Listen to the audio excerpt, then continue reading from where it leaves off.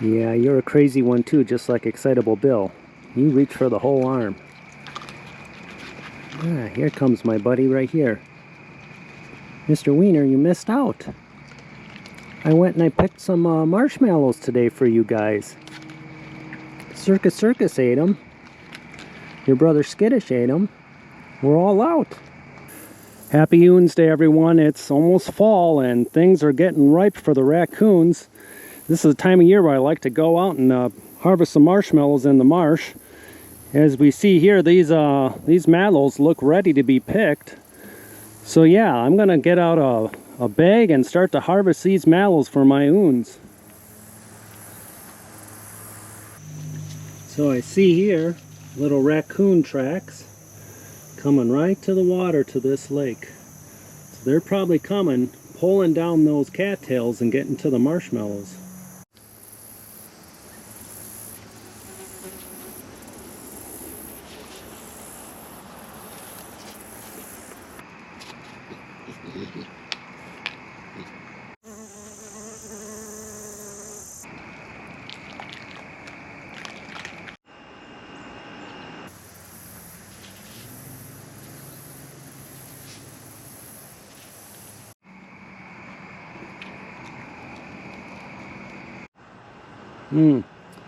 Looks like some of these peanuts are ready to be picked. Yeah, these are good. So while we're out picking some marshmallows, I'd like to show you this. This is, I think it's called jewel weed. I always call it juicy weed because the stem is really juicy. You see all that liquid that comes out. And if you ever get a bite from a bug or some stinging nettle, you just take that juice and you rub it right on and it takes away the itch. And another thing, so with these cattails that the marshmallows grow on, they are edible at the base. If you pluck these up and you peel all that back, that inner part tastes just like cucumber and it's edible. Especially this lower part from here on down to the root. That part is edible should you ever find yourself in a situation where you're starving out in the marsh.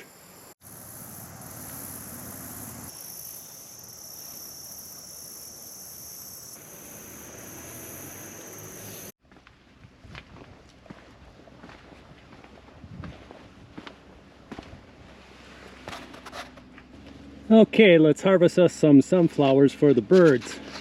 Let's give this a cut.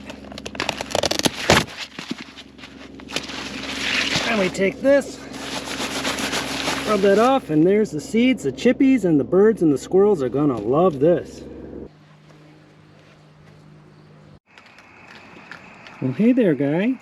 I was out foraging all day for you. Look what I picked.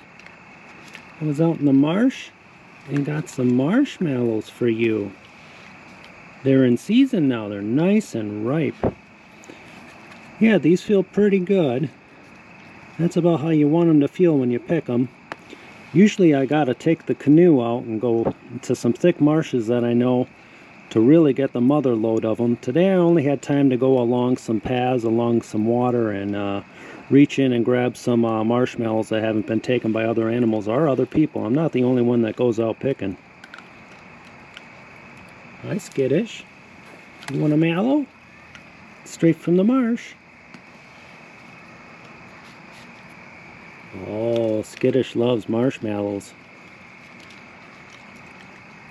Now, the sunflowers, you know, I see them eating birdseed under the feeders, but I've never put out a sunflower head for them to try and take apart. So this will be interesting. Maybe they'll run off with the whole thing, maybe they'll claw at it, or maybe they'll just ignore it. I'm going to find out. Oh, what is that, Skittish? Yum. Fresh from the marsh. They don't get any fresher than this. Oh yeah, you can tell when you go like that. Those just came right off the plant. Now, I didn't run into any mini marshmallows today. Those are found on the lesser cattail. These come from the greater cattail plants. Baby, you want some? Oh, it's okay, Nervous Nelly. Come on, you can grab one. I tossed her a couple already. She's just so nervous. I don't think her babies are as bad as she is. And look at that. Her one baby is almost as tall as her. Striking resemblance, too.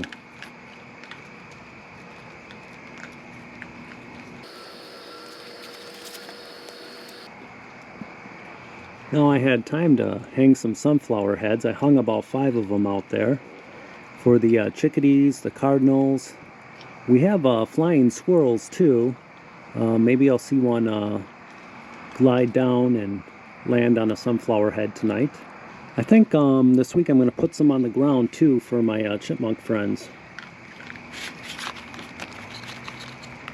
Yeah, these guys don't know how much work goes into picking mallows. Especially when I take the canoe out, that's a lot of work. I have to bend the plant down over the canoe and hit it with the paddle, knock them all down into the bottom of the canoe. So it looks like Circus just showed up. Circus loves marshmallows. In fact, if I show her one, she's probably going to stand like the circus bear that she is. Oh. There's a happy raccoon.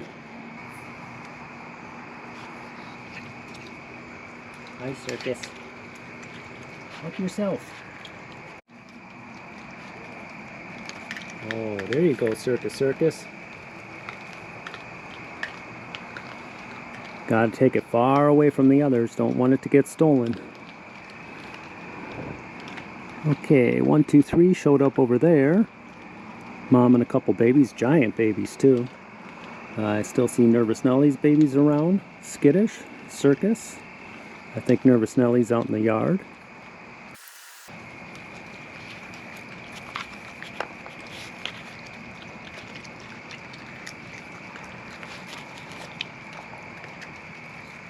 You know, you could be out for 2 hours harvesting marshmallows and they'll be gone in 2 minutes. That's how it goes. It's a labor of love.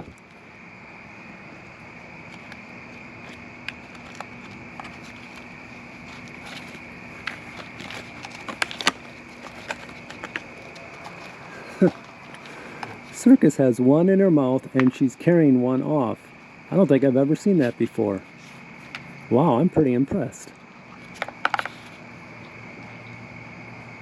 So I think Circus is going to get the last of the mallows for tonight. And I'll have to go out in a couple more days and harvest some more. Yeah, that's it. No more mallows, guys. Gonna have to eat sunflower seeds and cat food and dog food.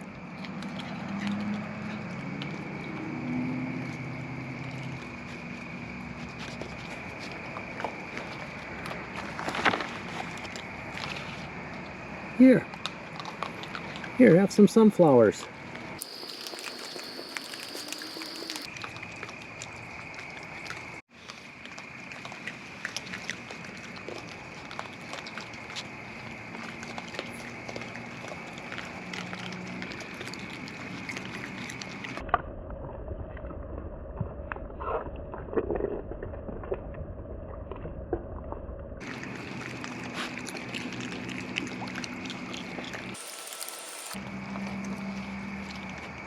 Yeah, we got a bunch more showing up now.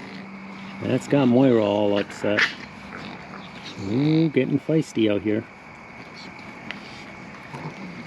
So look at the 2 brothers next to each other, Mr. Wiener and Skittish.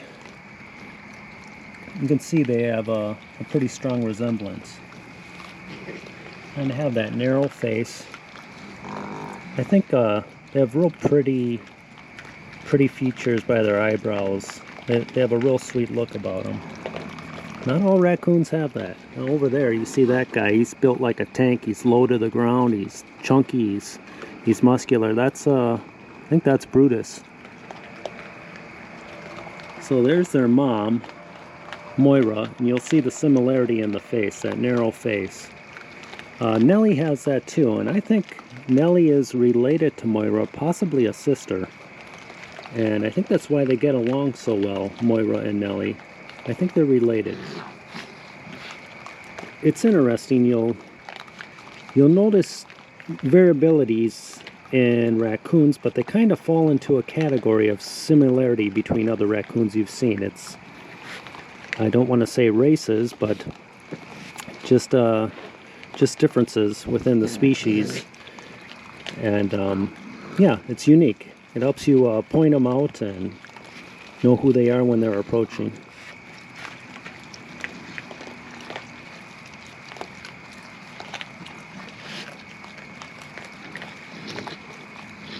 You're such a good boy, Mr. Wiener. And you're a good baby?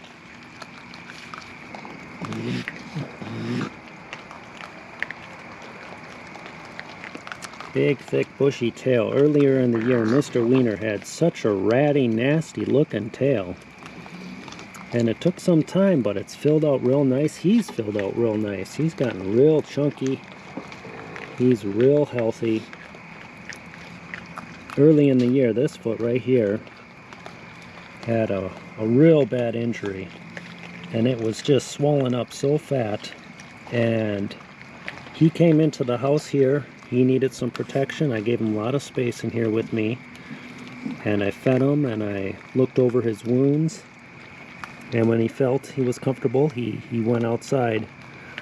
It was a nerve-wracking time for him because I was worried he wouldn't be able to run away from a predator or get up a tree in time. But I was surprised in a few days how much better he was. Now, in the front, you'll see his other gash. That, I think, was from a fight earlier in the year, and I remember when he showed up and that was bleeding. I was real scared for him then, too. So, yeah, early in this year, he went through a lot. He was being picked on a lot, him and his brother Silly Boy. But he pulled through. I have a suspicion that Silly Boy was kicked out of the group. And he moved on to another territory. And I don't know why that happens, why one's allowed to stay and one isn't. And now, I've noticed now that the babies are getting bigger, Mr. Wiener seems comfortable sticking around longer. And I've seen him interacting with the babies. They'll kind of do this little chatter with their mouths by each other's faces and necks. And they seem to have built up a tolerance with each other. They have learned each other and know each other now. And I think the moms aren't as threatened by him as a male as much anymore. So he's sticking around more, which is good. You are going to be such a big boy this fall. I know you are. You're going to be plump like a pumpkin. And I can't wait to get some pumpkins and put them out for you guys. I did that last year and they loved it. I'll cut the pumpkin out and I'll put some goodies in there, and they reach in there and they pull out the seeds and the peanuts I put in there. Oh, that must be little Napoleon. Little Napoleon has an oversized personality. One day you're not going to be so little though. You are a tough little guy. But Mr. Wiener was very polite. He didn't snap at the baby. Oh yeah, that's little Napoleon. He growls at everyone. And look at, he's growling at that beast right there. Brutus. Brutus is just... he's the Arnold Schwarzenegger of raccoons. Okay. So here's the little guy, still limping. What is it, about 2 weeks now? I'm noticing that back leg he's starting to put some weight on, as you see right there. See a little bulge on the side. It might have been a broken bone that's starting to heal up, and it's maybe not going to heal up perfectly. That foot might be off on an angle from here on out, but at least he's starting to put some weight on it. Now the one in the front, he holds up all the time. And like I said, there was that raccoon Midnight that was showing up earlier in the year, and Midnight had been around for a couple years with just using 3 legs. Had a front leg just like that baby that Midnight held up all the time. So they can carry on 4 years with not all 4 legs, which is amazing to me because they got to run away, they got to get up a tree. And that's just a testament to how resilient they are and how adaptive they are as an animal. Looks like Heather right here. We'll do a little count. 1, 2, 3, 4, 5, 6, 7, 8, 9, 10, 11, 12, 13, 14, 15, 16. I see eyes back behind the squirrel feeder. So not like the 27 to 30 we were getting a couple weeks ago. But it's early. A lot more could show up tonight. No challenges planned for them tonight. Just wanted to go out foraging and then give them their bounty.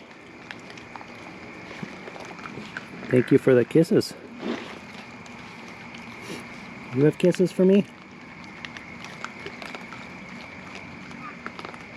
Sniff, sniff, sniff. You have kisses too?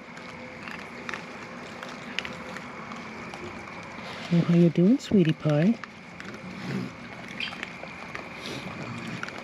Cutie, you missed out. All the marshmallows are gone. I know, you have such a sweet tooth. So it had been a few days without seeing Cutie, and I'm pathetic. I'll start to lose sleep when I don't see one of my favorites. And Cutie showed up last night and I was just so relieved. Okay, Cutie, let me get you something. Here you go.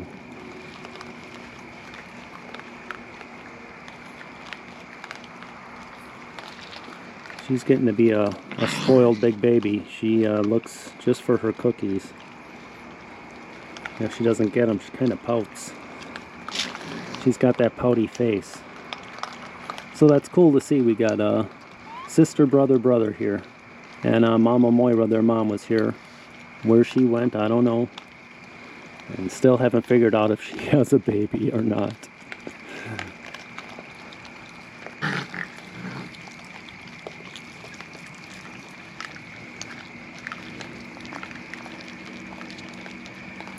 These guys are just so good. I've known them since they were just little pipsqueaks.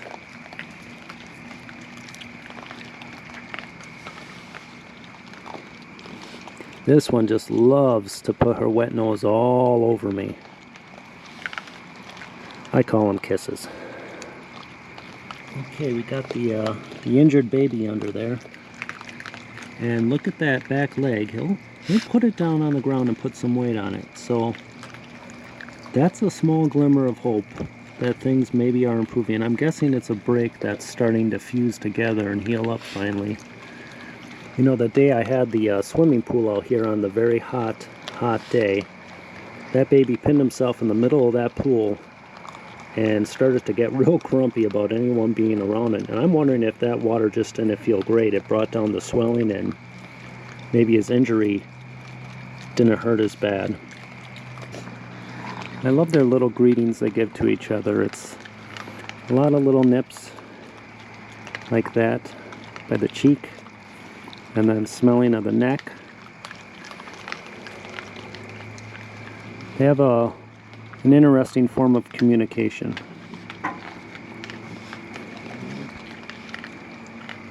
And they have ones from family members they get along with and ones they don't get along with. And from a distance, they'll be like, no, you're not one of the ones I like. Little Napoleon just has some sass. Look at him. He goes up to all the adults and he wants to be boss of the applesauce. Yeah, Cutie. You just smother me with kisses. I know what that's all about. Those are cookie kisses. Now, I know they're really pathetic when the day comes I'll have to spell out cookie because they know what that word means. Skittish, you are adorable. You have the sweetest face. Look at that. How can anyone hate a raccoon? It's hard to think of another North American animal with such personality, that's so curious, that's so intelligent, that's such a survivor, and so many people just hate them. They go straight to pest or nuisance in their mind. The first thoughts in their head are rabies, nothing else. And do you know how many people in North America have ever died from raccoon rabies? That's how many.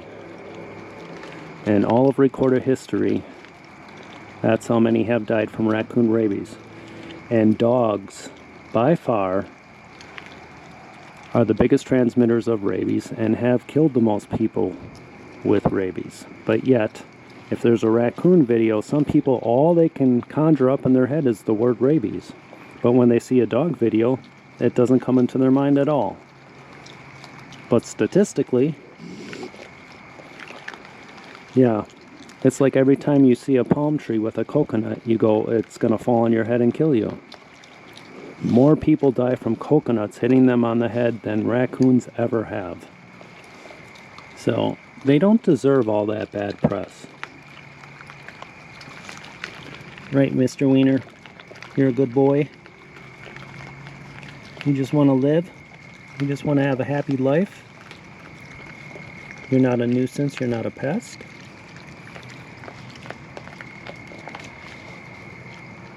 What's out there? What do you hear? I love to see the wheels turning in their minds. That's why I like to make challenges for them. I get a real pleasure out of seeing them figure out a problem and solve it. I would do the same thing with my dogs and my cats. It's giving them a treat is fun, but if you make them really search for that treat or work for that treat, especially a dog, you see their tail going, and it's just joy for them to take on the task. Look at this guy. He's so much more than rabies. So estimates are somewhere around 30% of raccoons could be potential carriers of rabies, but you can't think 3 out of every 10. It's not like that. It's select populations in which it's spreading through that local population at the time. And I've never seen one my entire life, actually, and I haven't lived here my entire life, but the 2 places I've lived, I've never seen a rabid raccoon. I've seen what they look like online, and it's quite disturbing, and it is a reality. I'm not trying to minimize it, but it's not as prevalent as people would have you think. Now, all this being said, hi little monster, I don't want you thinking you can just go up to a raccoon and do that. That's taken a long time for that to happen. And it's taken me knowing its mom, Moira, I could do that with Moira for years now, that she brought her babies to me and allowed me to do that with her babies. So it took a unique set of circumstances for me to be able to do that. If you have raccoons coming in your backyard and you're giving them food, don't think you can just reach out and start petting them. It doesn't happen like that. Now, some people in short order could get to the point where the ones with a nice demeanor take it out of their hands pretty fast. But to get to the next level where you're petting them and brushing them, that takes some time. You really have to know them, and they really have to know you, so that if you make a mistake, they're not going to be startled and lunge out at you. So I'm not encouraging anyone to try this. I'm trying to show a positive side of them, but I'm not trying to be naive. There are risks involved with any wild animal and feeding them. You are a cutie. What do you want? Okay. Oh, you're a hungry little guy. Oh. There you go. Mr. Wiener. This little guy he's starving. We gotta get him some food. You gotta share. You gotta share with the little baby. He's gotta grow up too. He's gonna be like you next year. So I'm going to leave this out all night, this sunflower head, and I'm going to see what it looks like in the morning. Now, the chipmunks are awake before I am, and they might go to town on it.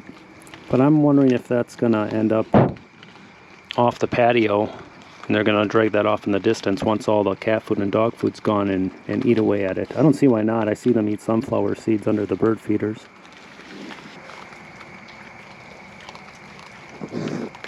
You are just so thick and muscular.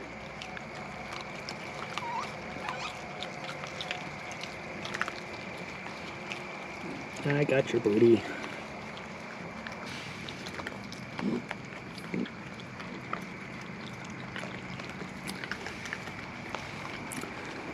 So, this is what I'm trying to do with babies like that, and that might be one of Cleo's babies, is have them be able to smell my hand just like Cutie does, put their nose all over it.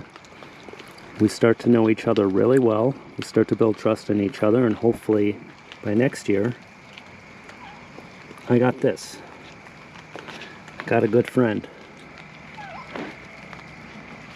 Well, so it was no challenge for tonight. Just me showing you how I go gather food for them, and how I have a good time with them, how I can pet them, how they give me little kisses on the hands. Just kind of like my regular night with the raccoons when I'm not putting on a show. Hope you had a good time. Happy OONSDAY, everyone. Well, here we are the morning after, and it looks like it wasn't touched. Raccoons did not want the sunflower seeds. So I guess they'd have to be pretty desperate to run off with that and try and eat it. They had enough with peanuts, cat food, dog food, and freshly picked marshmallows.